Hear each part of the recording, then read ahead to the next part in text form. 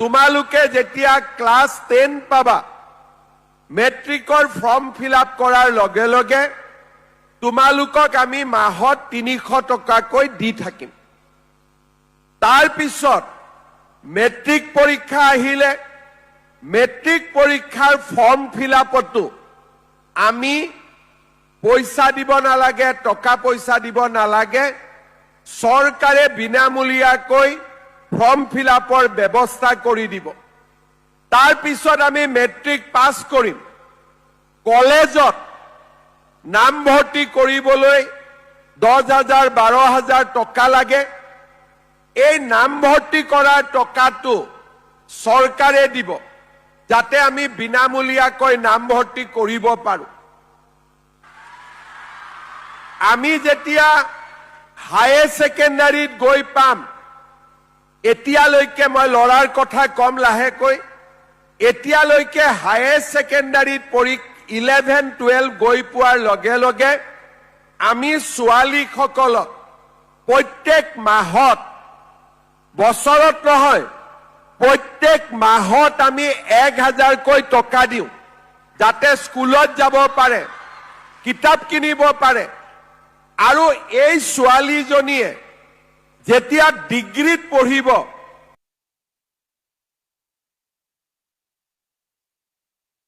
টকাকৈ দিওঁ, আৰু যেতিয়া ছোৱালীজনী বিশ্ববিদ্যালয়ত পঢ়িব ছোৱালীজনীক আমি 2,500 টকাকৈ মাহত আমি দিওঁ। এতিয়া লৰাবিলাকে মোক কৈ আছে যে মামা আমাৰ কাৰণেও আপুনি যেনেকে ছোৱালীক নিযুত মইনা আঁচনি দিছে আমাৰ কাৰণেও এটা বাবু আঁচনি এটা দিয়ক। কেইদিনমানৰ ভিতৰতে আমি লৰাসকলৰ কাৰণেও এটা নতুন বাবু আঁচনি এটা দিম যাতে তোমালোকৰ পঢ়া শুনাৰ দায়িত্ব আমি চৰকাৰে ল'ব পাৰো। তাৰ পিছত এইখিনি হল আৰ্থিক কথা, কিন্তু আৰ্থিক কথাৰ লগে লগে আমি আৰু কাম কৰি আছো। আমাৰ স্কুলবিলাক আমি লাহে লাহে 8 কোটিকৈ টকা দি 6 কোটিকৈ টকা দি আমাৰ স্কুলবিলাক আমি নতুনকৈ নিৰ্মাণ কৰাৰ কাম আৰম্ভ কৰিছো। চাহ বাগিচাত লৰা ছোৱালীয়ে যাতে পঢ়িব পাৰে আমি চাহ বাগিচাত হাইস্কুল নিৰ্মাণ কৰিছো, হায়াৰ ছেকেণ্ডাৰী নিৰ্মাণ কৰিছো। কলেজত যাতে সকলোৱে সিট পায় আমি নতুন নতুন কলেজ নিৰ্মাণ কৰিছো।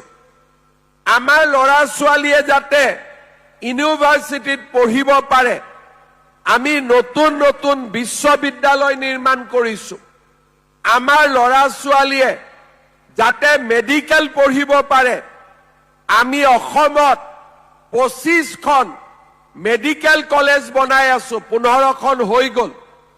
ইঞ্জিনিয়াৰিং কলেজ কৰি আছো যাতে দুখীয়া লৰা ছোৱালী, মধ্যবিত্ত লৰা ছোৱালীয়ে সকলোৱে নিজৰ সপোনবিলাক পূৰণ কৰিব পাৰে।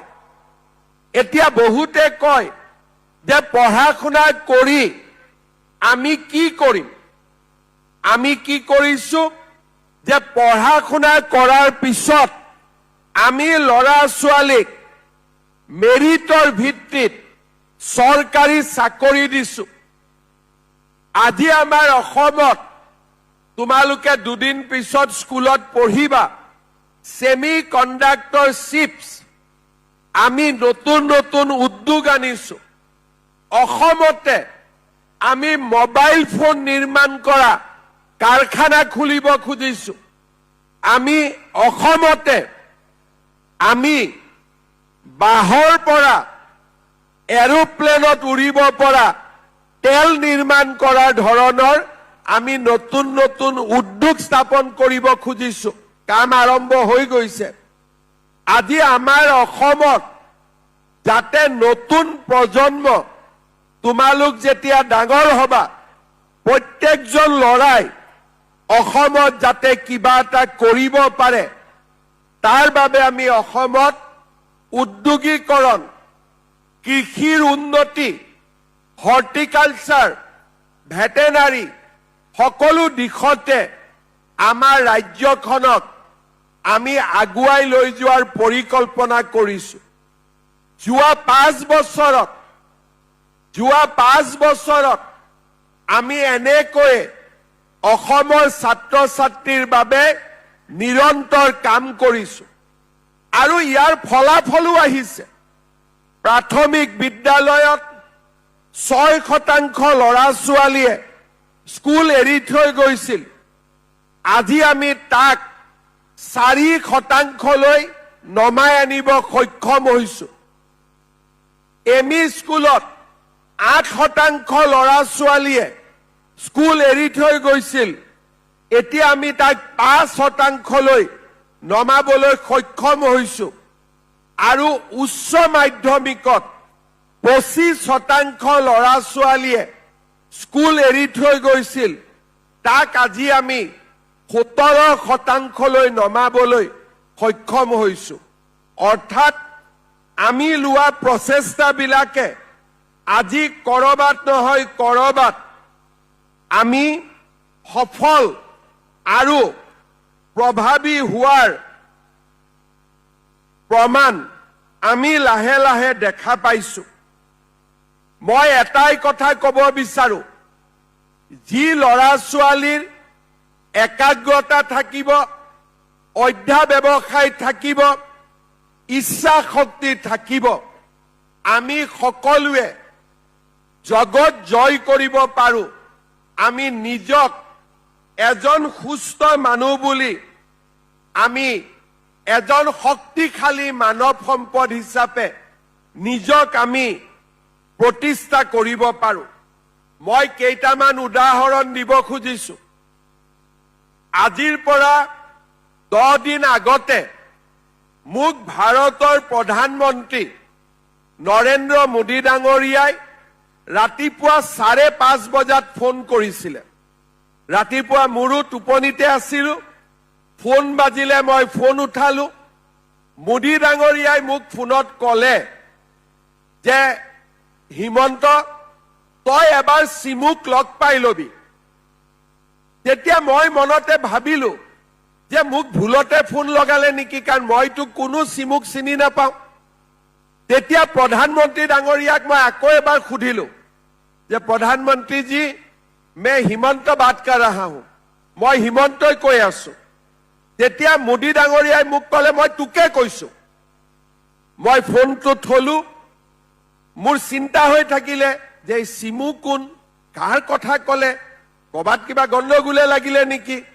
কাকো ফোনো কৰিব নোৱাৰো। তেতিয়া ৰাতিপুৱা 5:30 বাজি আছে। মই যেনে তেনে টেনচনত, যেনেকে তোমালোকক শিক্ষকে কেতিয়াবা খং উঠিলে তোমালোকৰ ভয় লাগে, টেনচন হয়, আমাৰো প্ৰধানমন্ত্ৰীয়ে ফোন কৰিলে আমাৰো ভয় লাগে, আমাৰো টেনচন হৈ থাকে। মই যেনে তেনে 3 ঘণ্টা পাৰ কৰিলো। প্ৰধানমন্ত্ৰীৰ কাৰ্যালয় 9টা-8টাতে খোলে।